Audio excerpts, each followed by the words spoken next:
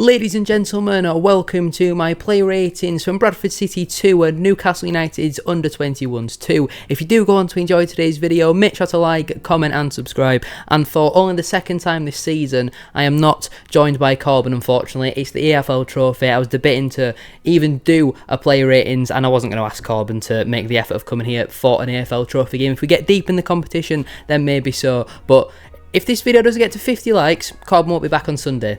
It's as simple as that. Starting out firstly then with Colin Doyle, I've gone with a 5 out of 10. I think he should definitely do better from the first goal. The second goal, he could potentially react a little bit quicker, but I'm not going to be too harsh on him from that point of view. I feel like we've got to judge Colin Doyle as a Bradford City goalkeeper, not as a 40-year-old goalkeeping coach, because I feel like he gets a little bit of sympathy because he did very well for us in the League One playoff final season, and now he kind of gets the same treatment, but he's obviously nowhere near the same goalkeeper. He made one decent save in the first half. It was probably still a shot you'd expect him to save, but it was still a pretty powerful strike, to be fair, from the Newcastle player. I thought his distribution on the whole was fairly average. He looked very sluggish and clunky in the way he was at kicking the ball, but on the whole, I don't think Doyle was absolutely amazing in this game. He did obviously make one penalty save, which was a pretty good stop, to be fair. Question marks maybe whether he was off his line or not, but I feel like one or two other ones he could have got a little bit closer to. Check Diabate is up next then, and I have gone with a 7 out of 10. I thought it was a very solid debut, in all honesty.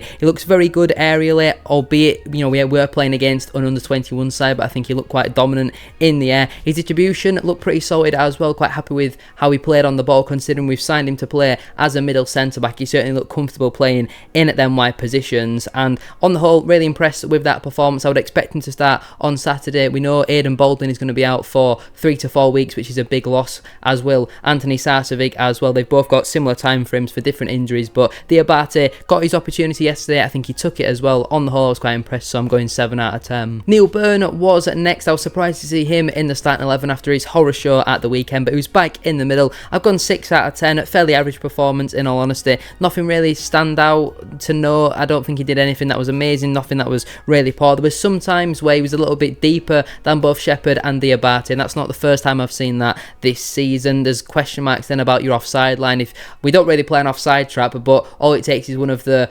wide wingers on the opposition team to get in behind the wide centre-back, and Cosburn's a bit deeper. If the wide centre-backs aren't aware, then they could get in behind from that, so I do think it's something that we do need to keep note of, in all honesty. There's a few wild long balls, but again, it's kind of expected to come with Neil Byrne. I don't think he was as bad as what he was on Saturday, so I'm just going with an average 6 out of 10. And completing the back three then was Jack Shepherd. I've gone 6.5 out of 10 for Shepherd. I thought he was slightly better on the ball tonight than what he has been in some of the previous games. I thought he stepped in with it and looked quite comfortable, in all honesty. Defensively, did get caught out on a few occasions. I think the build up to their first goal comes from Shepherd not wanting to get too close to his man. Like I say, stepped in with the ball a few times and looked quite comfortable in doing so. He was certainly a big improvement compared to his performance at the weekend. I think that's more of a comfortable Jack Shepherd performance. Will he start the weekend? Let me know down below. Who would you start? Either Shepherd or Kieran Kelly as that left centre-back, but for me, I'm going 6.5 out of 10. Into the midfield, captain Richie Smould gets a 6.5 out of 10 from me. Very average, in all honesty. Nothing really too stand out. It helps switch the play quite a lot. Some nice balls, especially out wide at 2 at Brad Halliday.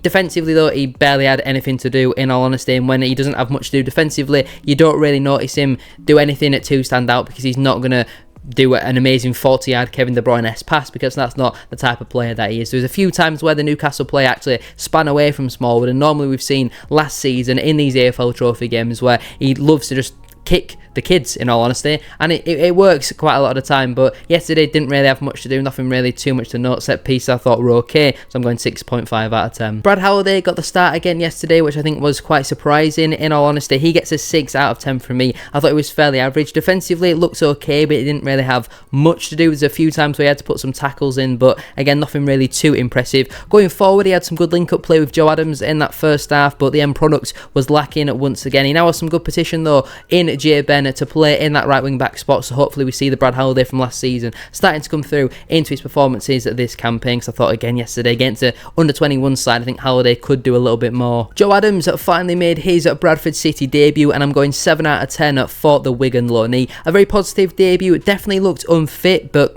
we've got to factor in he was injured for quite a lot of Wigan's pre-season. That's why I've probably not seen him in a matchday squad so far in the league. But I think on the whole, I saw him create a few decent chances as well. Like I mentioned earlier, he had some really nice link-up play with Brad Holiday down at that right-hand side. He's definitely not a number 6, which has been suggested by a few Bradford City fans. We know we didn't sign some competition for Richie Smallwood. Yes, we've got players who can play there, but from what I've seen of Joe Adams, he doesn't look switched on enough defensively for me. He looks more like Jordan Gibson than switched on defensively, but I was quite impressed with Joe Adams, in all honesty. I think there's still a lot more to come, a lot of competition for places in them number 8 positions, but I thought he had a solid debut, so I'm going 7 out of 10. Still work to be done though. And partnering him as the number 8 was Clark Ador. He's getting an 8 out of 10 from me. Again, really impressed with Clark Ador. Another assist for him. Some really nice link-up play between Richards and Sanderson, especially in that first half, and I think Ador is now pushing for a starting spot in this Bradford City side. I thought again yesterday he had a really good game. Like I mentioned, he's had a couple of assists so far this season. Now,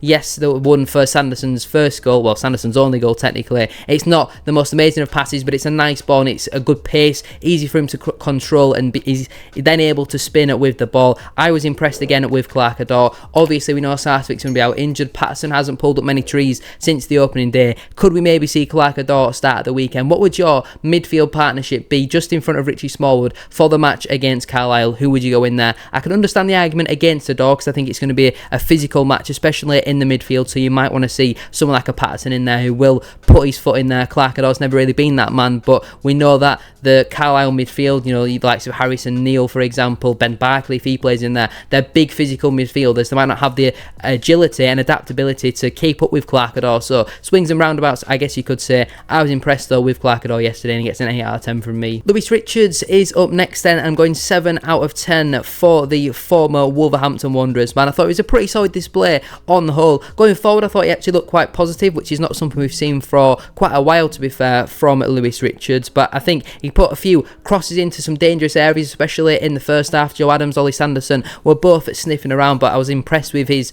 kind of final third ball, which have not really been so far with Lewis Richards, but I thought yesterday it was quite good. He's involved in our first goal. He carries the ball 10-15 yards, plays it into Ador, and that's when it goes inside to Sanderson for the strike. Defensively, I thought he was absolutely fine until the 91st minute when he gives away that stupid free kick, which Newcastle then go and score from. And I guess if Andy Cook just blasts that ball away, we don't think about it, but it's them key decisions, and that's probably why Lewis Richards isn't in the league starting 11 at the moment, is because he's switched off. He's tried to commit to a ball which he was never going to get to in a million years, and he gives away a very clumsy challenge. Apart from that though, I do think he was quite good. It's just disappointing that that free kick and foul at the end has kind of put a sour note on what was a positive performance on the whole from Lewis Richards, so I'm going 7 out of 10. Jamie Walker played as a striker. I don't think he's done that too many times for Bradford City so far, but I'm going to go 6 out of 10 from Walker. It's really hard with Jamie Walker because the expectations and pressure on him in a game like this is really high. He has been one of our most important and relied on players over the last couple of seasons. Since he signed on loan from Hearts in the Derek Adams season, he has been so important for us, and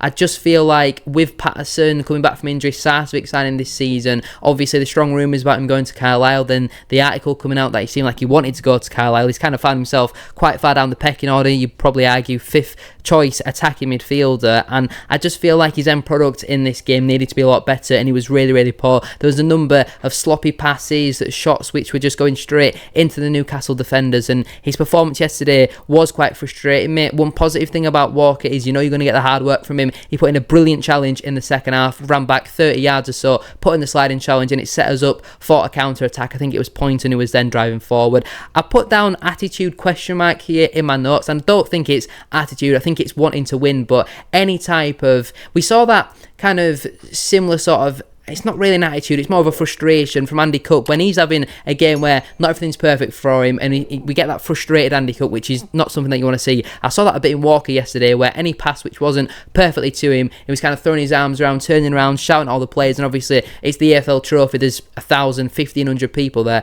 You can hear the players, you know, scream at one another and all that sort of stuff, and it was very clear from Walker. He was absolutely fuming with Joe Adams in that first half, and I don't hate a player for doing that. You know, you need them type of players who are going to try and and improve it, but I feel like sometimes it was a bad pass from Adams, but sometimes Walker did the wrong thing as well, and it seemed like Walker was just trying to give everybody else the blame. On the whole, I don't think he was awful. I don't think he had a bad game. He just didn't impact it in a positive enough way to probably earn that start at the weekend, and you could maybe argue, would his head be in the right place considering all the summer malarkey and all that sort of stuff, but I'm going 6 out of 10 for Walker. It might be harsh, but that's just my opinion. Now, before we do get in to Ollie Sanderson, I'm going to ask you once again to make sure you like the video. We are aiming for 50 likes, or I will be sat here all alone again on Sunday. Don't forget as well to subscribe and get your thoughts in down in the comment section down below. I do read all the comments. I might not reply to them all, but I definitely do read them, so they really do help out, so please make sure to drop a comment. Ollie Sanderson is up next then, the final player in the starting 11 from the weekend, and I was really impressed with Ollie Sanderson. He gets an 8.5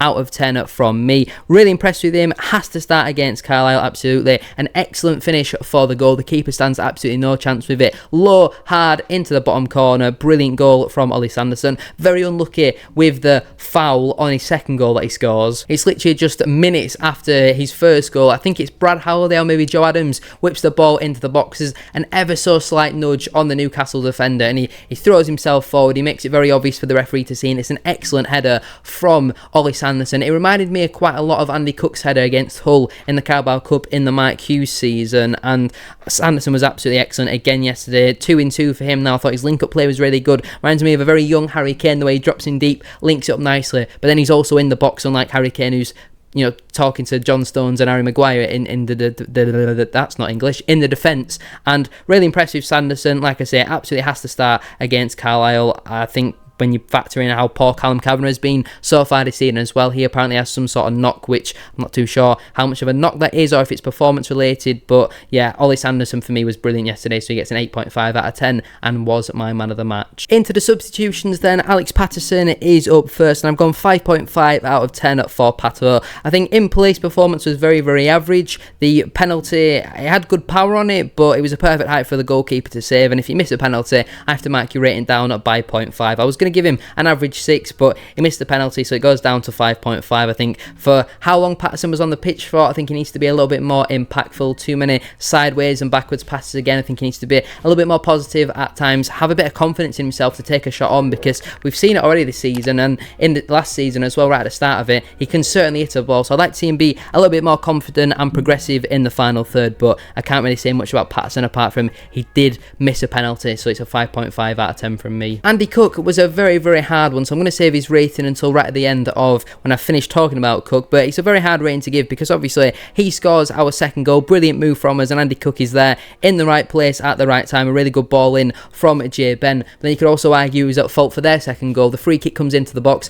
Cook's there at the front post as he always is. It looks like a very simple clearance away from him, but I think he just loses a bit of concentration, maybe gets a little bit complacent, completely slices at the ball. It bounces off of a Newcastle player and somehow bundles over the line and ends up in the back of our net. Some may say Andy Cook knew exactly what he was doing, and that's the best assist ever, because obviously he is a Newcastle fan.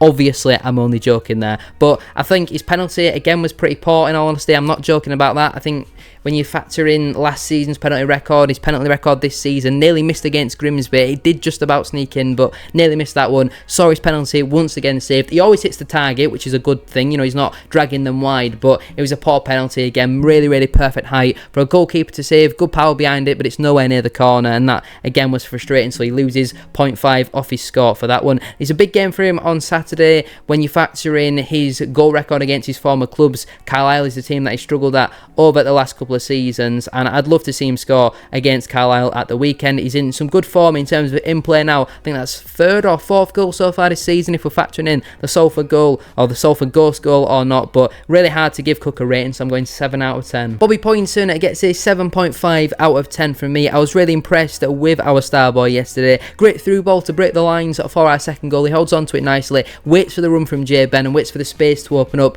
in the Newcastle defence, and he picks it out absolutely brilliantly. A really good through ball from Bobby Poynton. He had some great link-up play down that left side with Lewis Richards as well. Question marks over whether he might start on Saturday or not. I don't think he really took his chance against Grimsby, but on off the bench last night I thought he looked quite good, and obviously with Sarcevic out, Patterson not really performing, Clark Adore looking quite good. Could we maybe see a Doran Poynton start at the weekend? I think that would be very unlikely. I don't think many people would have predicted us to be that to be our starting two in the midfield at the start of the season right now, if that makes sense. Right at the start of September, I don't think anyone would have seen Doran Poynton potentially starting against Carlisle, but I thought he had a really good game last night. Good to see Bobby back to his best, and he gets a 7.5 out of 10 from me. And Jay Ben was not our final substitution. I have completely forgot to give Tyler Smith a player rating, but Jay Ben, he gets an 8 out of 10 from me. I was really impressed with his debut. Excellent assist for our second goal. His crosses as well looks very good into the box. His assist wasn't the only one he put in there. I remember quite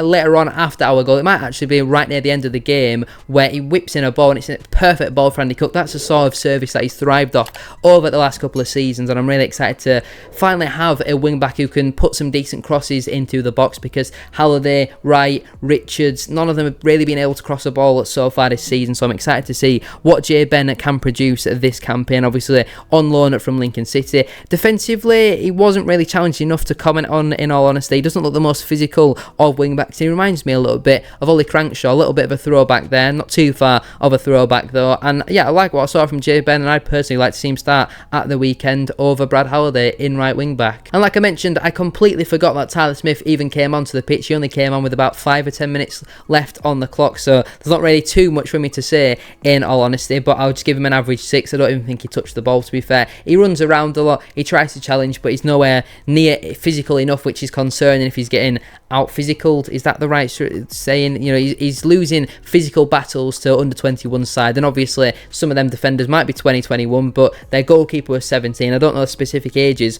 of their players, but these are players that for a 25, 26-year-old, which Tyler Smith is, he should be able to put himself around a little bit better than what he did on the ball. Don't think he even touched it, to be fair. Scored a nice penalty, goalkeeper nearly saved it, but he's just going to get an average 6 from me. And finally, Graham Alexander. I'm going 8 out of 10 for Graham Alexander, even though we lost the match on the whole, technically drew, but losing on penalties. I don't blame Alexander for why we didn't win the game yesterday. Their first goal is good build-up play, and both Shepherd and Colin Doyle should do better for me. The second goal is a calamity of errors. The Richards foul, the Cook slice, it hits off one of their players and somehow finds its way into the back of the net. It completely was not down to the system, the tactics, the stubbornness from Graham Alexander why we lost the game, like what it was against Grimsby at the weekend, although again the players were absolutely useless against Grimsby. I was happy with the rotation in the side. I think there was 8 changes to the starting 11 in total. We saw all 5 substitutions used, 4 of them used quite early on in the game as well. When people like Zach Cady, when people like Harry Ibbotson, when people like Gabe Wadsworth are not getting minutes in games like this, then when are they going to get their opportunity at Bradford City? Because only Wadsworth got any type of minutes in pre-season. I think he played against Chorley and maybe Guiseley. Definitely played against Chorley though. That was it for the 3 of them. They're first year pros and they're only getting game time in the academy so far this season. It's a little bit of concern for me in terms of their development. Players are not going to develop unless you give them game time. Do they deserve it? Maybe not, but I feel like in the EFL Trophy to have them on the bench, it certainly wouldn't be the end of the world. And like I mentioned earlier, I would much rather see Zach Cady playing goal than Colin Doyle at this stage of their careers, in all honesty. Wadsworth I can kind of understand because he's a central midfielder. We've got about 70 of them, and again, to be fair with the strikers, we've got about 60 of them, and Harry Ibbotson kind of find himself really far down the pecking order at the moment. Again, he's playing quite a lot of football with the academy recently, but on the whole, really impressed with Graham Alexander yesterday. It's just a shame we couldn't quite get over the line, so I'm going 8 out of 10 for him. But anyway, I'm going to leave it there then for today's video. If you have enjoyed, make sure to like, comment and subscribe. 50 likes on today's video would be massively appreciated. Let me know your man of the match down in the comment section down below, and like I say, if we don't get 50 likes, no Corbin on Sunday's episode. Thank you for watching, and I'll see you all later.